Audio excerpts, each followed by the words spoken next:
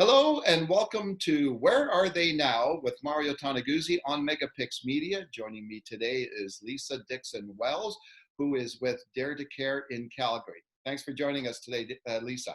Thank you, Mario.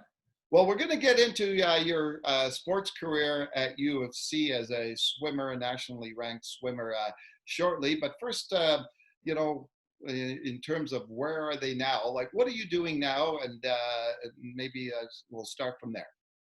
Well, it goes back a little ways. I was a school counselor for many years in Manitoba and then a district school counselor in BC.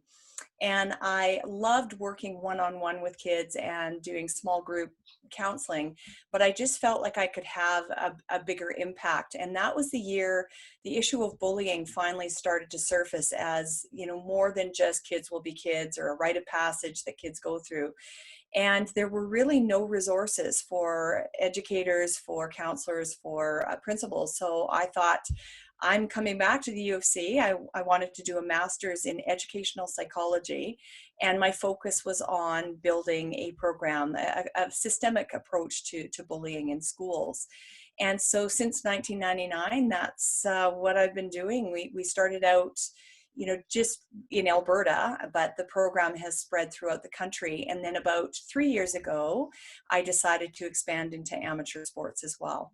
Okay, tell me in terms of the school part of it, what ages or what grades do you typically deal with?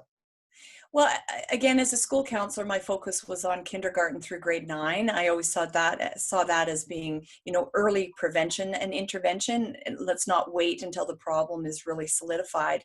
And so I brought the same sort of idea to the program. Our focus is on kindergarten through grade 9. Again, heavy emphasis on elementary and supplying the kids with the tools and support to speak up before the issue really escalates. And speaking of the issue, how bad is it in schools? Well, Canadian statistics say that 15% of kids in school are targeted on a near daily basis. So, one of the areas where we're really focused in on is providing the correct definition of bullying, because in every community we go to, everybody's defining it differently, and it's impossible to be effective and have change if everybody's defining it differently. So the difference between bullying and true and just normal peer conflict is quite significant.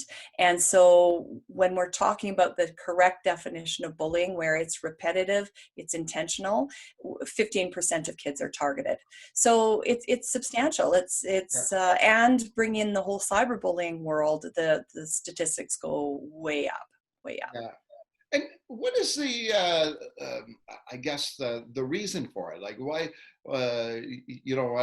in everything that you've read, the research and all that stuff, like, what is it that makes somebody a bully? Why do they do it? Yeah, well, it's a need for power, but it's a learned need for power. No child is born with a stamp on their head, you're going to be a bully. It is learned, and it's primarily learned at home through one or both caregivers. And certainly the environment has a role in that too. I mean, kids are inundated with just messages of disrespect, and, that there's a status in being a bully. Unfortunately, you get what you want when you want, and nobody's going to stop you. So most of us just don't want to hurt people in order to have that power, but true bullies thrive on having that power. Okay, you mentioned going into the field of sports. Can you talk a little bit about that and the reason for doing that? Right. Well, this was fun. For me, it was always something on my mind. I certainly know the sport culture. I still compete in swimming, and I remember stories from back when I was a swimmer. But it kind of just came into fruition 3 years ago. The University of Calgary Swim Club, which is the club I swam with and retired with, approached me and just asked if I would help them with their code of conduct. They just didn't feel like it was solid enough.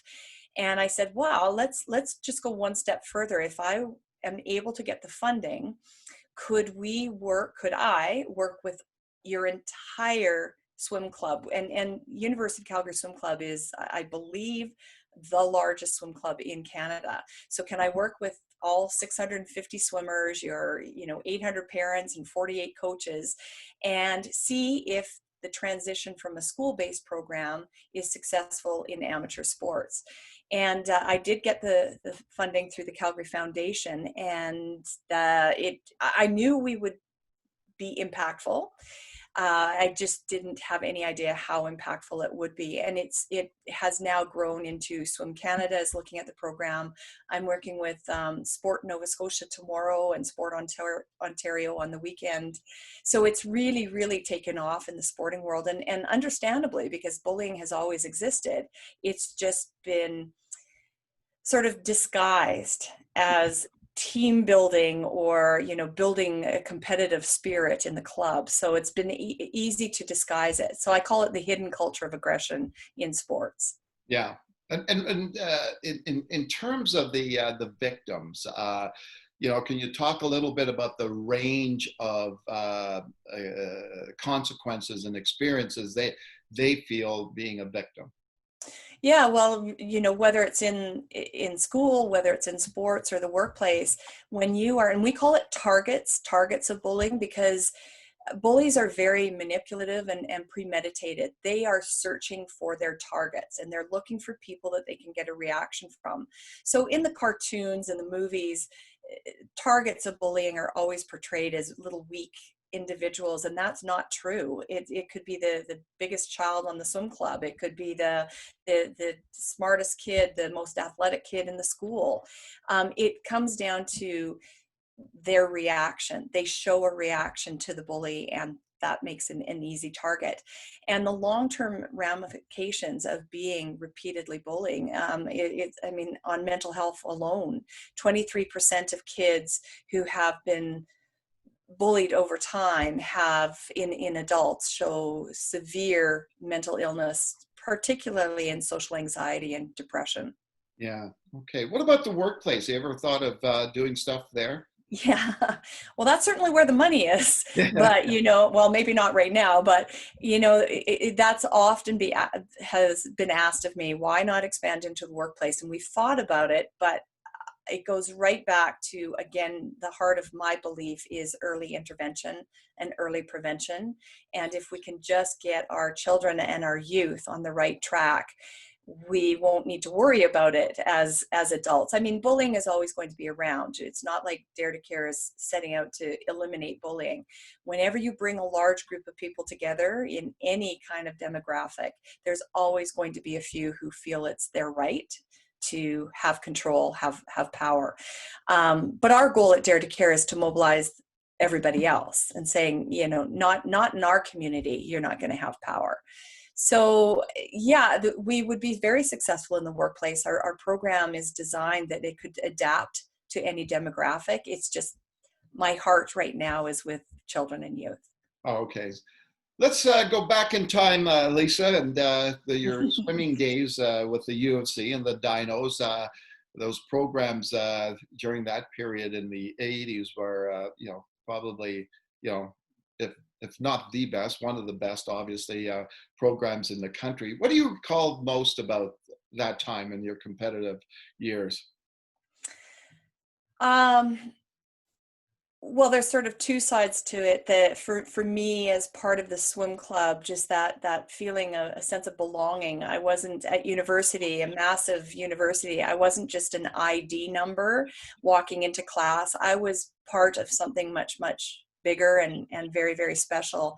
And one thing too about the sport of swimming is, which is quite unusual actually, is that the women trained with the men, and if you were fast enough, you trained in the same lane as the men, and we traveled together, we competed together. Obviously the men and the women competed separately in their actual events, but we were at events together, and there was such a strong sense of community.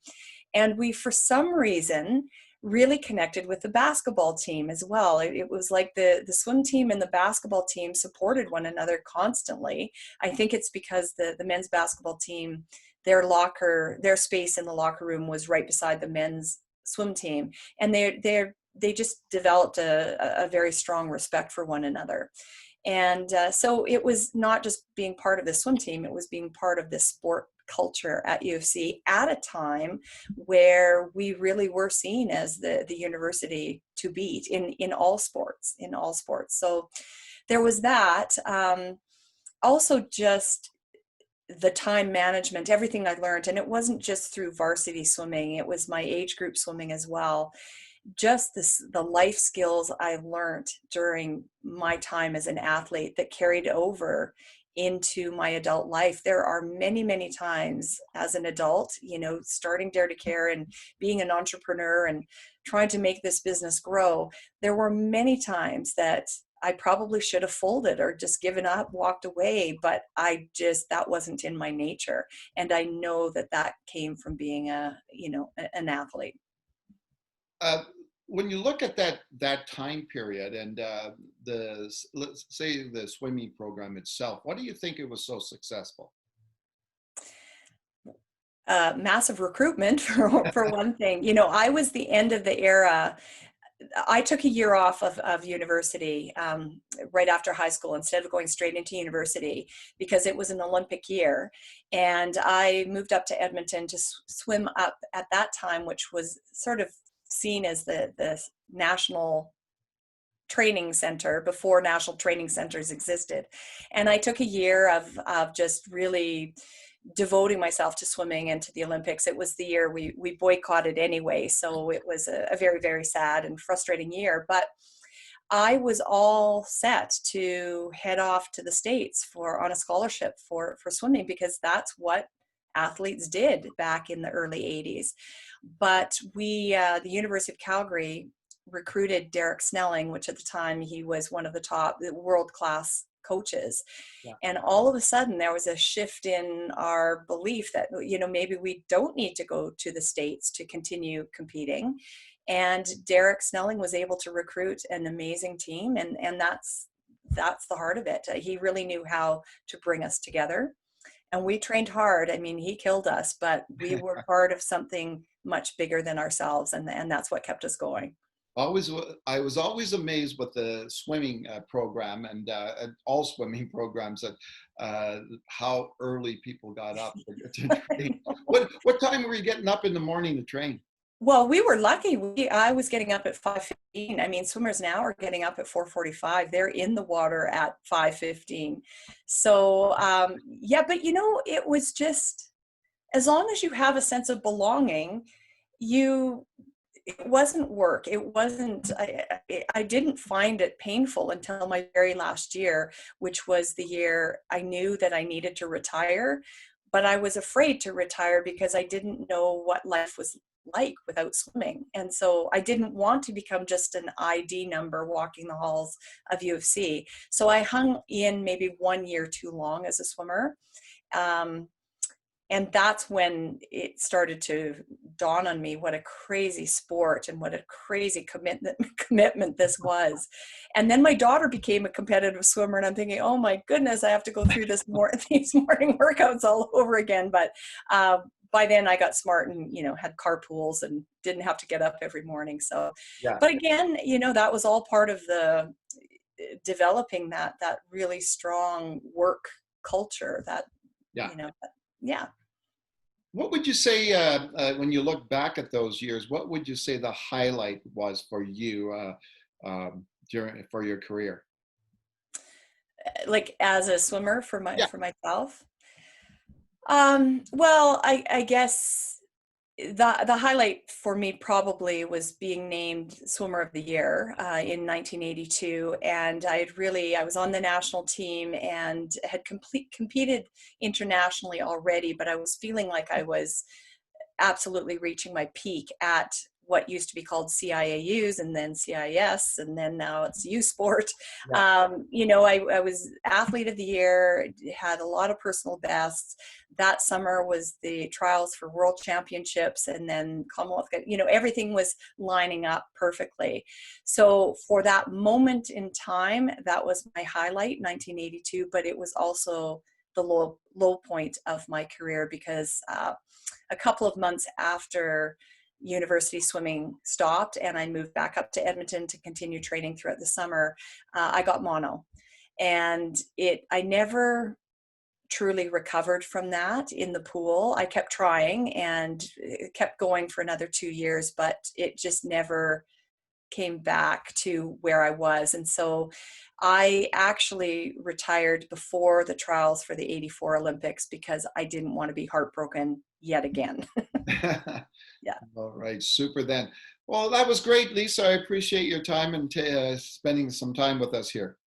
Always fun to think back a little bit, all Yeah. those years ago, and great to see you again. Okay. Thanks a lot, Lisa. Thank you. That was Lisa Dixon-Wells, who runs the Dare to Care program in Calgary and a former UFC Calgary Dinosaur swimmer and a nationally ranked swimmer as well. This has been Where Are They Now with Mario Toneguzzi on Megapix Media. Thanks for joining us today.